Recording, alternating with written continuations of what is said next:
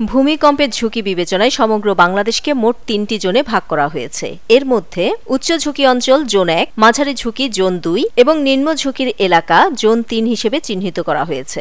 আবহাওয়া অধিদপ্তরের প্রকাশিত মানচিত্র অনুযায়ী দেশের উত্তর ও দক্ষিণ অঞ্চলের বেশ কিছু এলাকা সর্বোচ্চ ঝুঁকিপূর্ণ এবং জোন ১-এর আওতায়। বিশেষ করে সিলেট ও ময়মনসিংহ বিভাগের ৯টি জেলা, ঢাকা বিভাগের টাঙ্গাইল, গাজীপুর, নরসিংদী অংশবিশেষ, পুরো কিশোরগঞ্জ, ব্রাহ্মণবাড়িয়া এবং পার্বত্য জেলা খাগড়াছড়ি ও রাঙ্গামাটির বেশ কিছু এলাকা উচ্চ ঝুঁকি হিসেবে চিহ্নিত।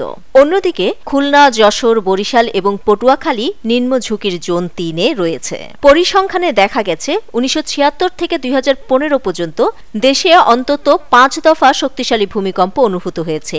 এর বেশিরভাগের উৎপত্তিস্থল সিলেট, মৌলভীবাজার, রাঙ্গামাটি, বান্দরবান ও কক্সবাজার। তাই ভবিষ্যতেও এইসব অঞ্চলে বড় ধরনের ভূমিকম্পের আশঙ্কা থেকেই যাচ্ছে। বিশেষজ্ঞরা বলছেন, বাংলাদেশের চারপাশে রয়েছে ৫টি উৎপত্তিস্থল। এর মধ্যে প্লেট বাউন্ডারি ১ মিয়ানমার থেকে নোয়াখালী পর্যন্ত বিস্তৃত, প্লেট বাউন্ডারি ২ নোয়াখালী থেকে সিলেট এবং প্লেট বাউন্ডারি ৩ সিলেট থেকে ভারতের দিকে। এছাড়া ময়মনসিংহের হালুয়াঘাটের ডাউকি ফল্ট এবং মধুপুর ফল্ট উভয়ই ভূমিকম্পের উল্লেখযোগ্য উৎপত্তিস্থল। রাজুকের পরিসংখ্যান বলছে, ঢাকায় রয়েছে প্রায় ২১ লাখ ভবন। এর মধ্যে ১৫ লাখই ২ তলা বা কম, ঝুঁকিও তুলনামূলক কম। কিন্তু ৪ থেকে ৩০ তলা পর্যন্ত প্রায় ৬ লাখ ভবন উচ্চ ঝুঁকিতে। একটি বড় ভূমিকম্পে এগুলো ধসে পড়লে বিপুল প্রাণহানির আশঙ্কা রয়েছে।